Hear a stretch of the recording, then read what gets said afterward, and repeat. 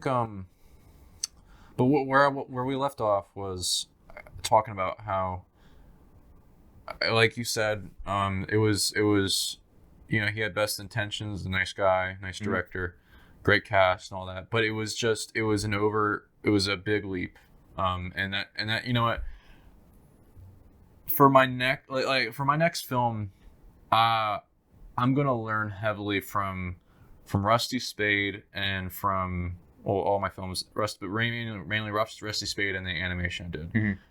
Rusty Spade, there's a reason why I have white hair. Yeah. Is this the side or is no? You're pointing right at it. That showed up days after the Rusty Spade shoot. Really? Yes. That's really weird. Like, Yes. because I saw you had the one white patch there. That white patch is from the Rusty Spade. If anybody can see this, you'll see it in sketches. But what, it was stress? Yeah, dude. I put. That was like a year ago. I mean that happened a year ago. Mm-hmm. Back when we shot that it. was just white now. And it turned white days after we shot the film because the battery died. Oh, The fucking battery died, dude. that's so weird though. You got But it were not only that, but I went into it believing, you know, we're gonna have hours to film one take, and that's all it's gonna be. I got white shooting down the side of my head now. Now I'm wondering, like, where am I getting my white hairs from? Could have been Rusty Spade shoot, but no, you know, I was There I was walking down the hill for the 37th time, and an old man cried out from the woods, "I walk these woods every day. What are you doing?" And I stared and I said, "You know what? Dude, now we've justified the next 30 years of him walking through the woods." Never know what you're gonna find out there. Sure, Dad. Go ahead again. But no, it was I went into that, you know. But I'm glad I did. I learned a great lesson, and I'll get into that. But we went in, like, basically that was like a kind of a rushy project. It was rushed. It was, and I think part of that stemmed from like subconsciously, it was because it was an old film idea, and it was one I didn't have as much care in as I did with Feeding the Fire and my future films that I'm working on next. Yeah. I felt subconsciously that it was like, you know what, I'm just like, I'm gonna crank one out, you know. That was my entire, you know, way of going about it. Like, I'm gonna do this really quickly, and it's gonna be impressive. Like, I was trying to impress, I don't know who.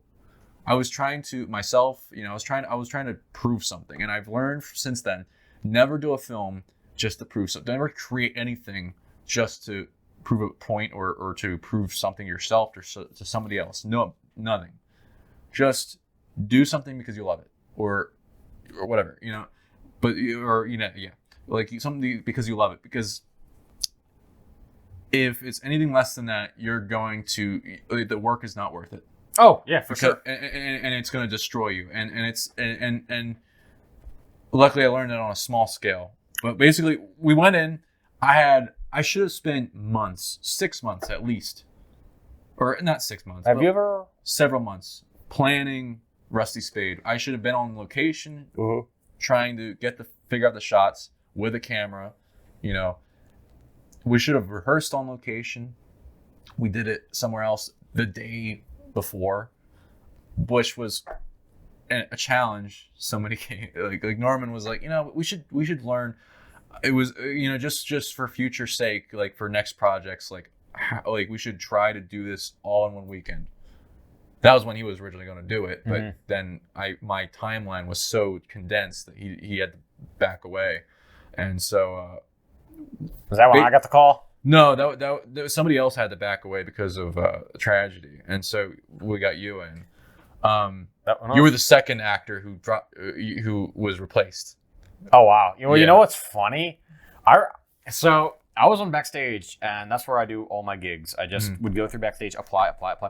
And when I originally I read the script for Boys Will Be Boys, and as soon as I read it, I'm like, I have to do this. Back when it was a short film, and I auditioned for it, and I didn't hear back. And my first one was like, I guess I'm okay.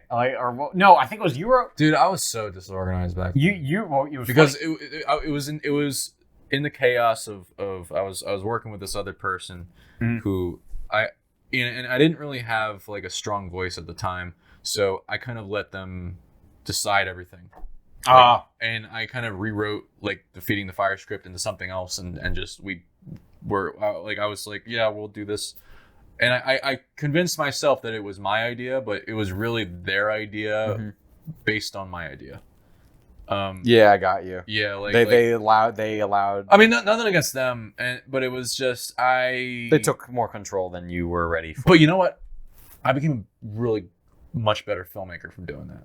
Like from working with them, I learned like Feeding the Fire. We were in the middle of shooting, and then our DP dropped out, and we went and I worked with this guy, and we were gonna do a different film, and then I was like, no.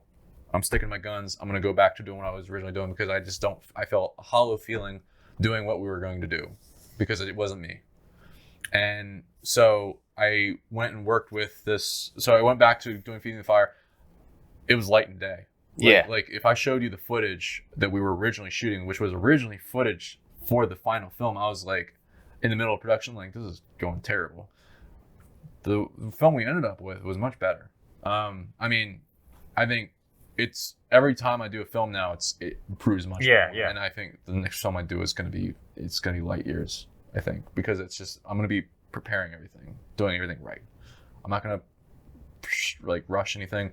Like I'm not gonna do everything in a month that should have taken several months. Like Rusty Spade, I wrote that thing literally a month and a week or so before, or rewrote based on an old script that I rewrote every year prior. Because I kept coming back to it. But wait. I did that, and I did that, and so many setbacks came, but I learned, work on projects you care about, and put the time in, and it's like if you're trying to, prove something, you're not going to prove something. You're going to make garbage. But if you just do something you love, you're going to prove something. Or it's a weird way of putting it. If you do something you love, then people are going to love it. Don't do something to like boast or like make something like to be like to look cool, or like look I can pull out a film, like I can like pull it out of my butt, and like in a month or whatever. Like that was my whole philosophy. I was like, oh, I'm a badass. I can do this in like a few months. And that's where this white hair comes from, is because that day I realized that I was in a box. I had only had, I mean, not you, but like the other actors, and I was planning on working with them in future films, and I still do. And I only had them for that weekend. I should have had other weekends, backup weekends. I should have had other days to shoot. Yeah. But I allotted myself to that one day, and then it was 5 hours in, and we still hadn't started shooting. We were still trying to get things figured out. And I was like, that's where I started to panic, but I didn't panic out. I try not to panic out loud. Oh, I didn't notice. Yeah, I was like internally like, you need to get this figured out. That's my philosophy, is like, it's on you. You got to do it yourself. You got to get it figured out.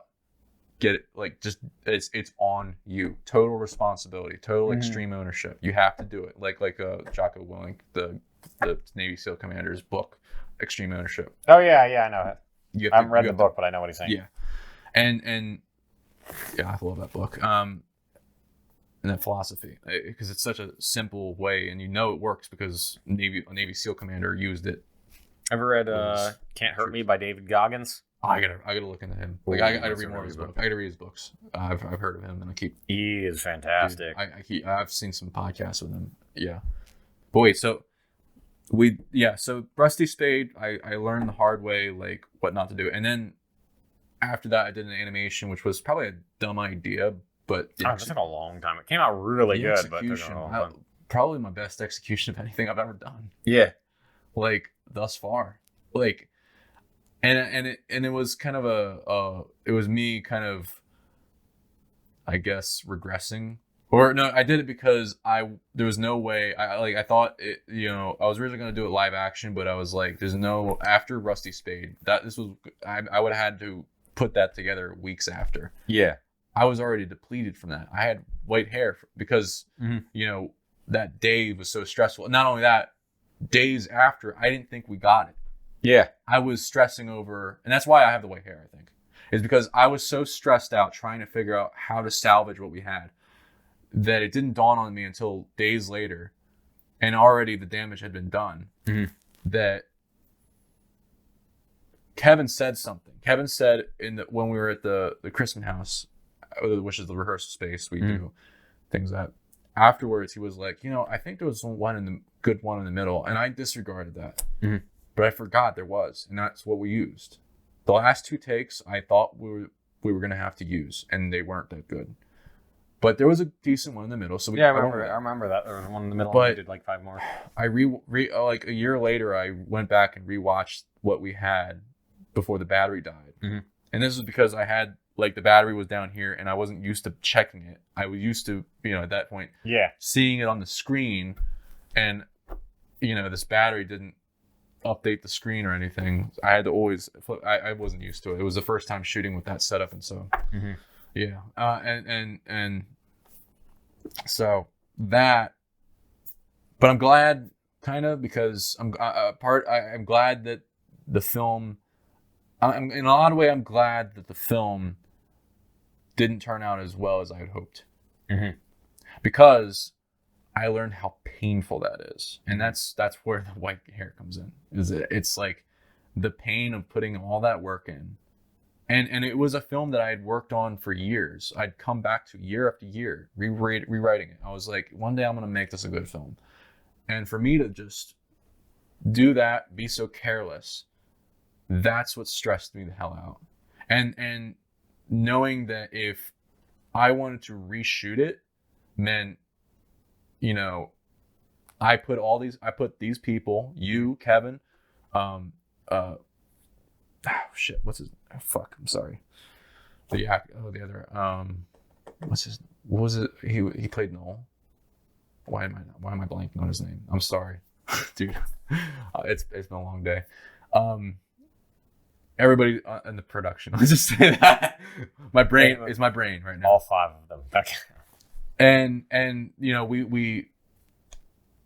I put everybody through that, and there was no way that, you know, I was gonna let everybody think that we did that and we got it just to go and say, oh, you know what, we didn't get it. I just didn't feel like doing that. Yeah. And what that also would have meant was we wouldn't have been able to reshoot it with Kevin or what's his name? Sorry, dude, if he's watching this. They're fire because I saw he was at the cryo shoot. Yeah, there's no way I was going to like say, look, you shot this film, you went through this really tough shoot with us, and we're not going to use it, and we're going to reshoot with some other actors. I just couldn't do that, and it pained me because I'm this filmmaker who cares intensely about my filmography. I thought it was a stain on my filmography. I just felt, what did I do? Like people know I made this film. People are going to be expecting it in like a month or so, just because like I said I was going to be doing it, putting it out there. And I just felt like I was going to face the firing squad. Luckily, there was a decent take in the middle that wasn't as bad. It was better than the last 2 we got, where everybody was exhausted, and I had lost my shit when the battery died on the good take. I think my reaction was the worst way of reacting, because that killed morale, I think. That or helped kill morale, because I tried my best not to, but it was such a shock to me that I was praying as we were shooting that good take. I was like, we're doing great things here, please. Like, God, don't let this screw up. Don't let me screw up. Don't let me screw up. Battery died.